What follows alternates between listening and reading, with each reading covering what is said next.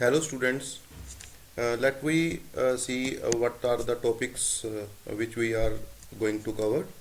This is advantages of using structured query language.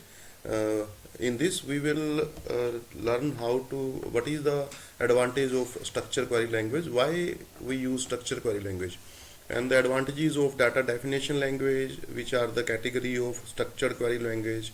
Next is data query language, data definition, data manu. These three types we will cover in this topic. Next we will see what is introduction to MySQL. What is MySQL software? Creating a database using MySQL. Then we create a database using MySQL. Then types in MySQL. Let me start from the first advantages of using structured query language. So the why we use structured query language? It is the short form of it is SQL. You all heard about this.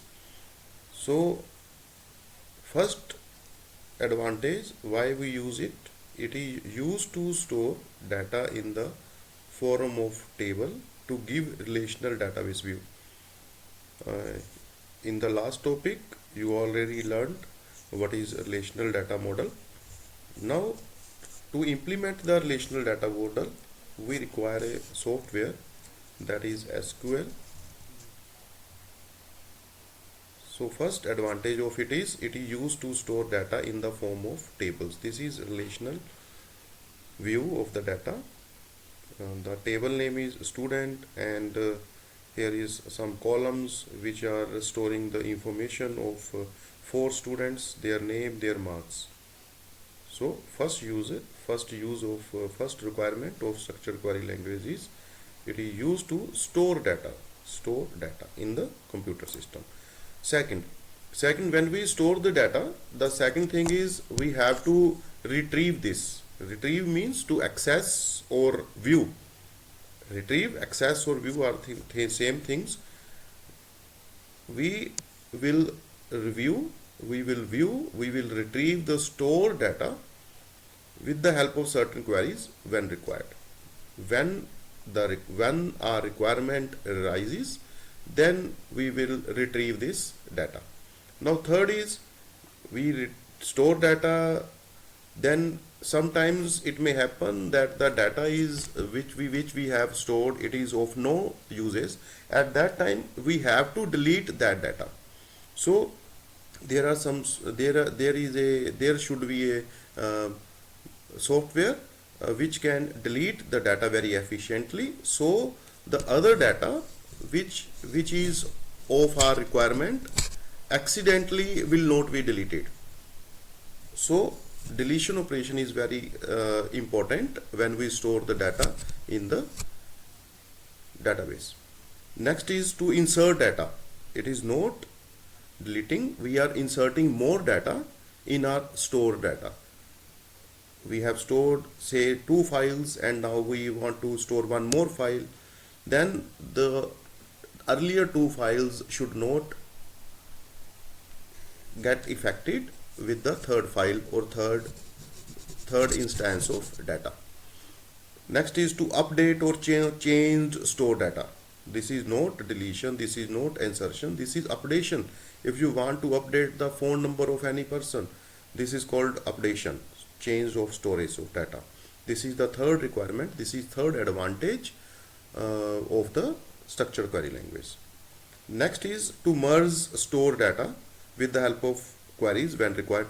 We want to merge 2 types of data. Say you have your first name, you have your second name, now you want to make your full name, then we have to merge two data instances, first name, second name, and the result of it is your full name. Then this is called data merging.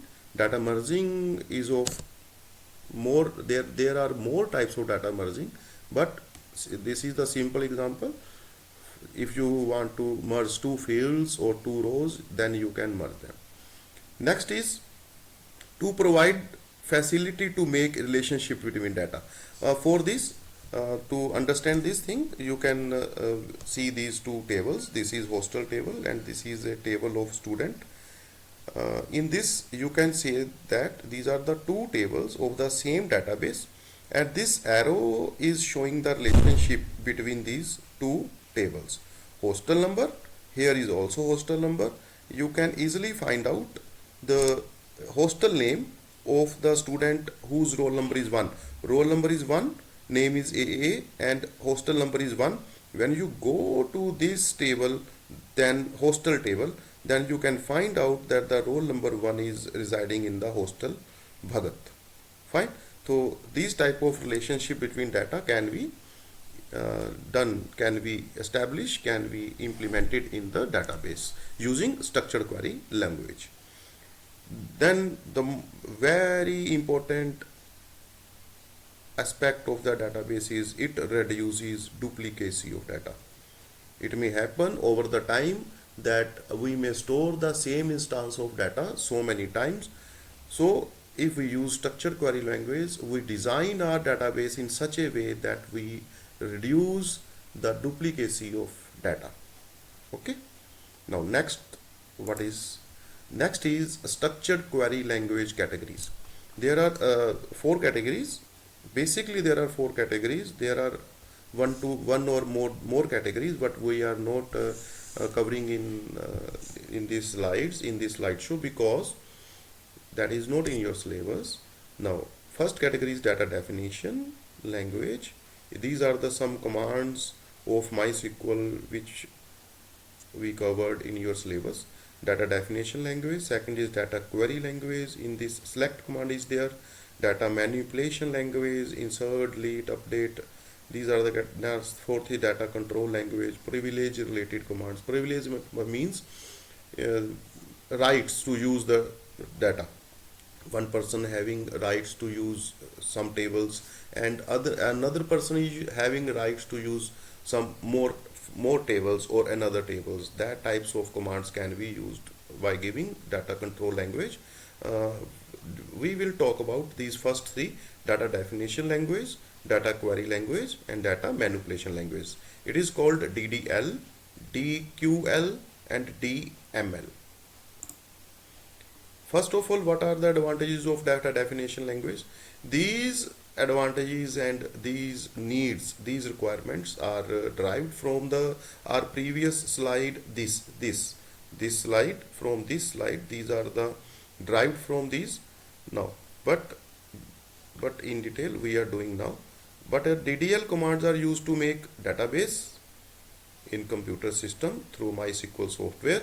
Why create database command? DDL commands to create, we will use DDL commands to create database. DDL commands to use to create tables in the database. And third is DDL commands we will use to impose, to apply certain constraints on the tables. Some constraints are on the tables and some constraints are on the columns. There are difference between the table constraint and the column constraints. Fine. Now, what are the constraints? Constraints are the certain conditions which will restrict the data. It will restrict the data, and we apply these constraints as per our requirements. So it is also applied at the time of data definition, data definition commands. Next is to make changes in the structure of the tables using alter command. This is the command which is used in MySQL. So if we want to do any change in the structure, then we use data definition language. So next is, I think it is clear, data definition language. Four advantages, 4 requirements, 4 needs of it: to make database, to make tables, to impose certain constraints, to change structure of the data, which we have already created with the second point. We have make the table. Now we want to change the structure of the table, then again we use TDL language commands. Next is advantages of data query language. Data query language, it is data query, as the name says, query. It is asking something. Query means question. It is requiring something. So the use to fetch information data from tables. It is used to fetch information from data from the tables, means we want to retrieve the information, we want to fetch the information, we want to view the information which we have already stored. Then we will use data query language commands. Next advantage of it is used to view data from tables which satisfy certain data filtering conditions. This is used to fetch the information. Now the information which we will fetch, we can apply filters also. We can apply conditions also. Say we want to view the persons from a table whose state is Punjab, whose state is Haryana. Then it will give me the only those persons who are residing in Haryana or who are residing in Punjab. In this way we use these queries, data query language. This is used to retrieve the data by filter or without filter. Next is advantages of data manipulation language. If we see what is data manipulation language, manipulation means if we want to manipulate something, we want to change something, we want to update something. Important thing is what is something here. Earlier we have done in DDL, data definition language, to make changes in the structure. Then we will use data definition language. If we want to make certain changes in already stored data, then or we want to update data, we will use data manipulation language. This is data manipulation language. Important to note here. Here we can update those data which is stored through DML commands only. We can manipulate the data using data manipulation language commands, only those data which is stored through DML commands. If we want to update the data, change the data which we have used at the time of structure, at the time of making structure of the table, then we will use data definition language commands. Okay, don't mix these two things. Now next is introduction to MySQL. Now these are the operations, these are the needs, these are the advantages of structured query language. Now we require a software to implement this structured query languages. To implement structured query language, we require a software which is called MySQL. There are certain softwares in the market, Oracle, DB2, MS Access. These types of softwares can also be used to create structured query language queries or database, but in our syllabus, but in the CBSE +1 IP syllabus, there is MySQL. So MySQL is a software, programming software, provide an interface to implement all DDL, DQL, DML operations through commands. MySQL is an open source software. It is easily downloaded from the official website. You can see this website, dev.mysql.com, downloads. It is case insensitive. You use uppercase, you use lowercase.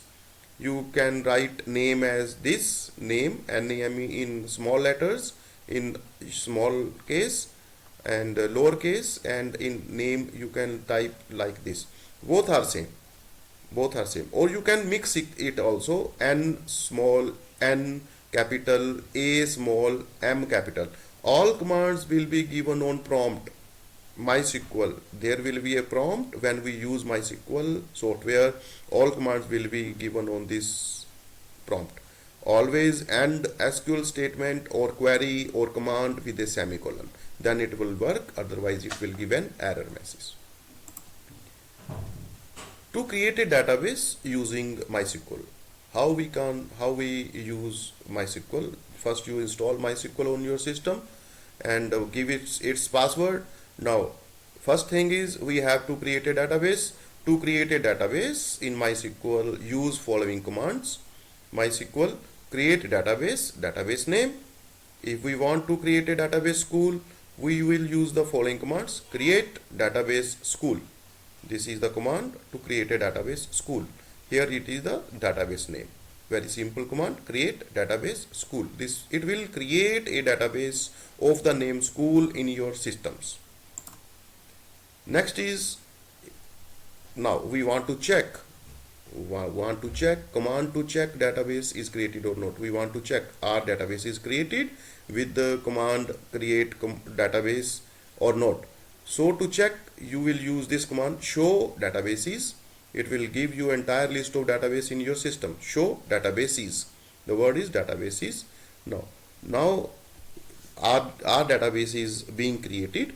Now we want to use it. If you want to use it, give the command use database name. For example, this is the prompt MySQL, and you are giving the command use school. Now it will give a message. Now let we see exact screen. What will be the exact screen will come there. So these are the snapshot of MySQL software screen, all black. Don't worry. Now my first command is create database school. The message will come query OK, one row affected. Then we gave the message, then we gave the command show databases. This will give the database list. These three databases will be already there, information, MySQL and test, and this is the database school which we have created. It is in the list. Third command is use school. So then use school, then the message will come database changed, means now we are in our database school.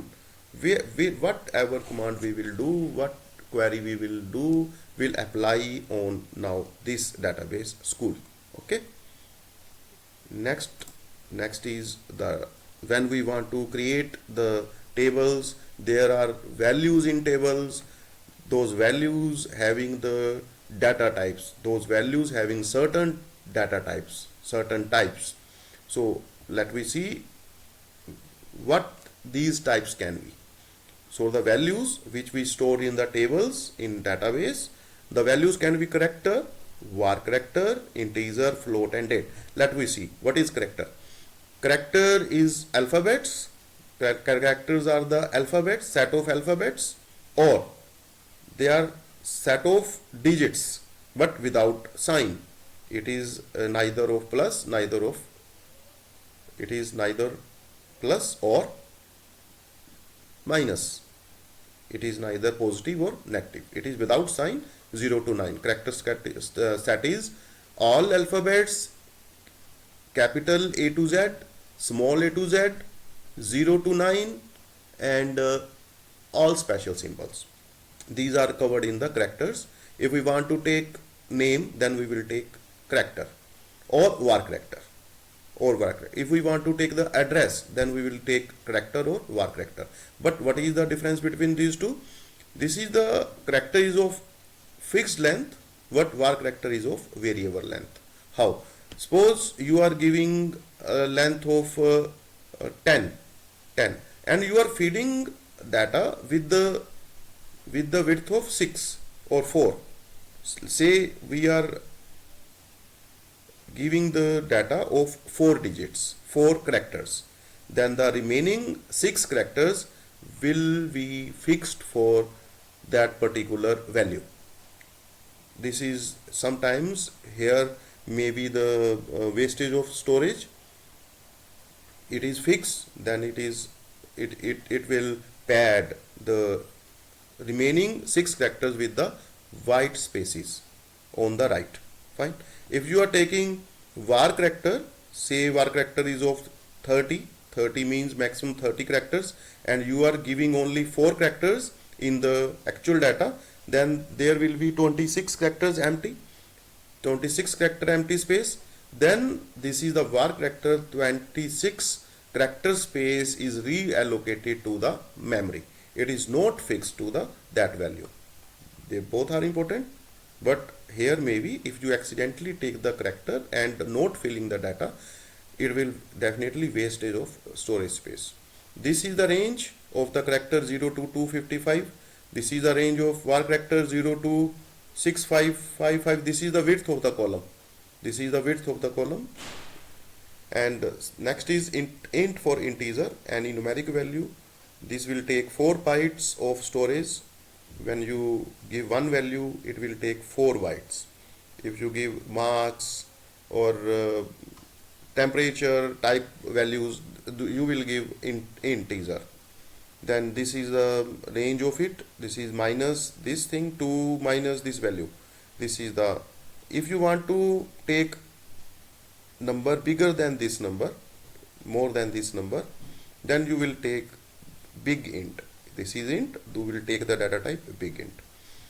And certain sometimes you have to give the values in fraction, decimal, then you will take the float data type, holds numbers with decimal points. Each float value occupies 4 bytes. It is again occupies 4 bytes. It is again occupied 4 bytes.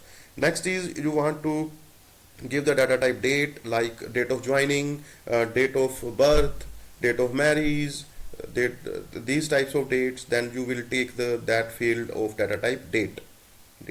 Date is again it is of a 4-digit year. It is taking 4 digit of year. It is taking 2 digits for month. It is taking DD 2 digit for date. This is the format: year, month, date. First of all, you will give year, then you will give month, then you will give your date. Okay, I hope it is clear to you.